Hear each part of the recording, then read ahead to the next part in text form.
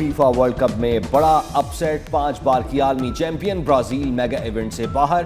Norway نے سنسنی خیز مقابلے کے بعد پری کوارٹر فائنل میں میچ میں برازیل کو شکست دے کر کوارٹر فائنل میں جگہ بنا لی۔ کھیل کے چوتھے منٹ میں ناروے کے پیٹرک برگز نے گیند برازیل کے جال میں پہنچا دی، لیکن آف سائیڈ کے سبب گول کو مسترد کر دیا گیا۔ امریکی صدر ڈونلڈ ٹرمپ کی درخواست پر فیفا کا انتہائی غیر معمولی اور حیران کن فیصلہ۔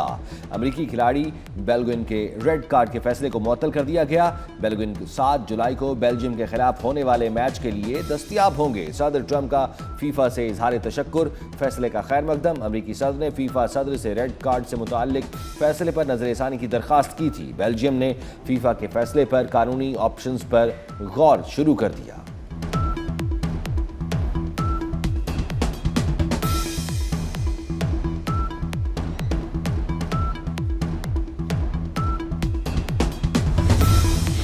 نو منتخب وزیر اعلیٰ گلگت بلتستان امجد ایڈوکیٹ کی تقریب حلفبرداری آج گلگت کے تاریخی چنار باغ میں دوپہر 2 بجے ہوگی۔ بلاول بھٹو زرداری شرکت کے لیے اسکردو پہنچ گئے۔ نامزد وزیر اعلیٰ گلگت بلتستان امجد ایڈوکیٹ نے بلاول بھٹو کے اعزاز میں عشائیہ دیا۔ بلاول بھٹو نے عشائیے میں شریک تمام افراد سے فرداً ملاقات کی۔ سابق governor Gilgit Baltistan Qamar Zaman Kaira, secretary general استحکام پاکستان پارٹی میاں خالد محمود اور صدر استحکام پاکستان پارٹی پنجاب رانا نذیر احمد نے بھی عشائیے میں شرکت کی۔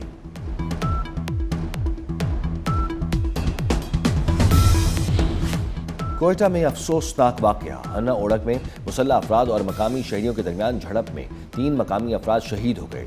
صوبائی وزیر صحت بخت محمد کاکڑ کے مطابق جھڑپ میں 9 افراد زخمی ہوئے، ایک زخمی کی حالت تشویشناک ہے۔ زخمیوں کو فوری طبی امداد کے لیے ٹراما سینٹر منتقل کر دیا گیا۔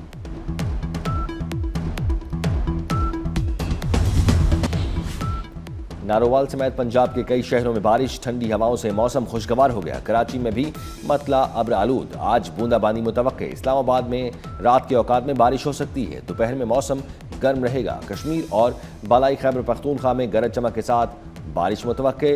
گلگت بلتستان میں مطلع جزوی ابر آلود رہنے کی توقع۔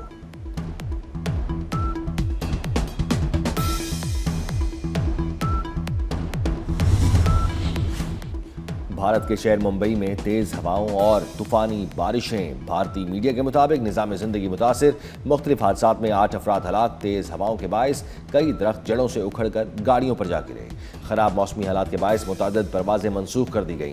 محکمہ موسمیات کے مطابق 4 روز میں 588 ملی میٹر سے زائد بارش ریکارڈ کی گئی۔ اگلے 2 روز میں مزید بارشوں کا ریڈ الرٹ جاری کر دیا گیا۔ پانی میں ڈوبے ریلوے ٹریک پر سپیڈ ٹرین سے کئی میٹر اونچی ڈرامائی لہر کی ویڈیو سوشل میڈیا پر وائرل ہو گئی۔ تمہیں وطن کی ہوائیں سلام کہتی ہیں۔ اسلام آباد میں خاتون کو بچاتے ہوئے پاک فضائیہ کے گروپ کیپٹن نے جان دے دی۔ افسوسناک واقعہ 9 ایونیو پر پیش آیا۔ ملزم اپنی خاتون کلیگ کو زبردستی ساتھ لے جانا چاہتا تھا۔ قریب سے گزرتے ہوئے گروپ کیپٹن عاصم گاڑی روک کر خاتون کی مدد کو پہنچے۔ ملزم نے تلخ کلامی کے بعد اچانک پستول نکال کر فائرنگ کر دی۔ گروپ کیپٹن عاصم طارق موقع پر شہید ہو گئے۔ وزیر داخلہ محسن نقوی نے واقعے کا نوٹس لیتے ہوئے ملزم کی فوری گرفتاری کا حکم دے دیا۔ کہا، شہید کے لواحقین کو انصاف کی فراہمی میں کوئی کسر نہیں چھوڑیں گے۔ محسن نقوی کا شہید گروپ کیپٹن کو خراج عقیدت اور اہل خانہ سے اظہار تعزیت۔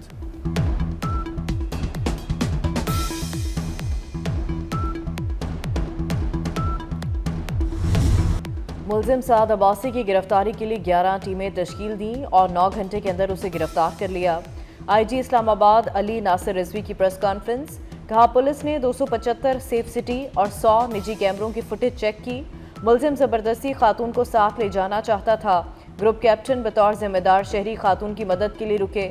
شفاق ملزم نے گروپ کیپٹن سے بدکلامی کے بعد فائرنگ کر دی۔ اسلام آباد پولیس کیس کو منطقی انجام تک پہنچائے گی۔ شہید ایرانی سپریم لیڈر آیت اللہ علی خامنائی اور اہل خانہ کی تہران میں نماز جنازہ ادا۔ 1 کروڑ کے قریب لوگوں کی شرکت۔ ایرانی صدر مسعود پزشکیان، اسپیکر باقر کالیباف، وزیر خارجہ عباس عراقچی اور عسکری عہدیداروں سمیت 100 ملکوں کے وفود بھی شریک ہوئے۔ نماز جنازہ آیت اللہ جعفر سبحانی نے پڑھائی۔ رقہ تامیز مناظر، ہر آنکھ اشکبار۔ ایران کے اعلیٰ عہدیدار زار و قطار روتے رہے۔ تہران کی سڑکوں پر سیاہ لباس پہنے سرخ پرچم لہراتے بڑی تعداد میں سوگواروں نے شہید رہبر اعلیٰ کو الوداع کیا۔ جنازے کا جلوس آج قم جائے گا۔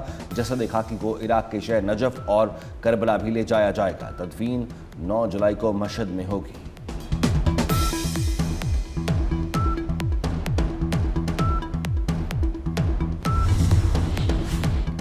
چاہتے تو جنازے میں شریک تمام افراد کو ختم کر سکتے تھے۔ امریکی صدر ٹرمپ کا ایک اور دھمکی آمیز بیان، کہا حملہ کر سکتے تھے لیکن ایسا کرتے تو مذاکرات کے لیے کوئی نہ بچتا۔ آیت اللہ خامنائی کی تعزیتی تقریب سے متعلق کہا کہ لوگوں کو روتا دیکھ کر بہت حیران ہوا، مجھے لگتا تھا ایرانی ان سے نفرت کرتے ہیں۔ ایران اور امریکہ نے باہمی اتفاق سے مذاکرات میں عارضی وقفہ کرنے کا فیصلہ کیا۔ ہمہ جہت شخصیت کے مالک شہید سید علی خامنائی کئی دہائیوں تک ایران کے سب سے طاقتور شخص رہے۔ 1989 میں امام خمینی کی وفات کے بعد مذہبی رہنماؤں نے انہیں آیت اللہ خمینی کا جانشین مقرر کر دیا۔ درس و تدریس کا آغاز مذہبی تعلیم سے کیا اور صرف 11 برس کی عمر میں انہیں ایک عالم کی حیثیت سے شناخت ملی۔ 1980 کی دہائی میں قاتلانہ حملے میں بال بال بچے۔ 1981 میں آیت اللہ سید علی خامنائی ملک کے صدر منتخب ہوئے۔ شہید سید علی خامنائی نے اپنے دور حکومت میں پاسداران انقلاب کو ملک کی سب سے بڑی عسکری و اقتصادی قوت بنایا۔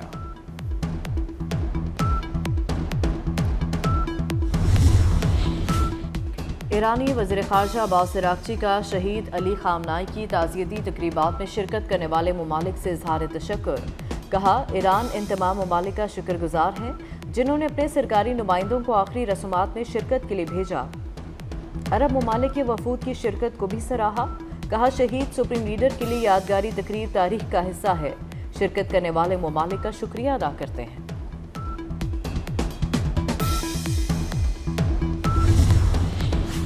شہید ایرانی سپریم لیڈر آیت اللہ علی خامنائی کی نماز جنازہ کے تہران میٹرو پر 70 لاکھ سے زائد افراد نے سفر کیا۔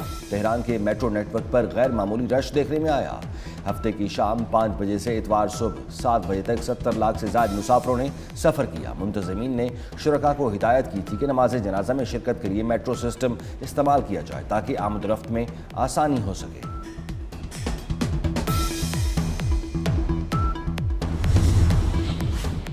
ایران آبِ ہرمز میں بحری جہازوں سے ٹرانزٹ نہیں سروس وصول کرے گا۔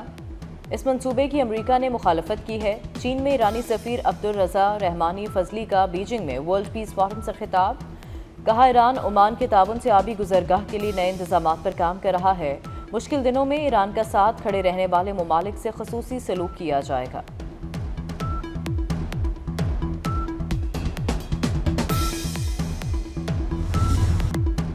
غیر ملکی 2 خواتین 29 جون کو لاہور آئیں۔ لاہور آتے ہی اغوا کی اطلاع ملی۔ D I G operations Faisal Kamran کی نیوز کانفرنس، کہا گاڑی کی لوکیشن کی مدد سے رضا ڈار کو ٹریس کیا گیا۔ 2 جولائی کو 4 افراد کو گرفتار کیا گیا۔ فیصل کامران نے کہا لڑکیوں کی بازیابی کے لیے سرگودھا میں چھاپہ مارا گیا۔ مریم نواز نے فون کر کے میرٹ پر کارروائی کی ہدایت کی۔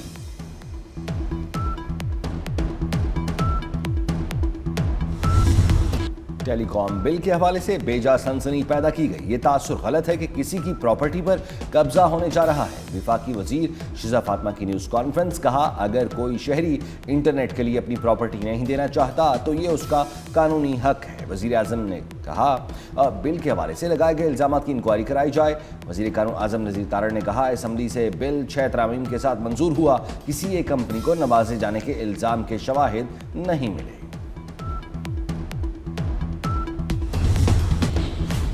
آزاد کشمیر عام انتخابات 2026 کے لیے امیدواروں کی حتمی اور نظر ثانی شدہ فہرست جاری۔ 852 امیدوار انتخابی میدان میں قسمت آزمائی کریں گے۔ 313 امیدواروں نے کاغذات نامزدگی واپس لے لیے۔ عام انتخابات کے لیے مجموعی طور پر 1255 امیدواروں نے کاغذات نامزدگی جمع کروائے۔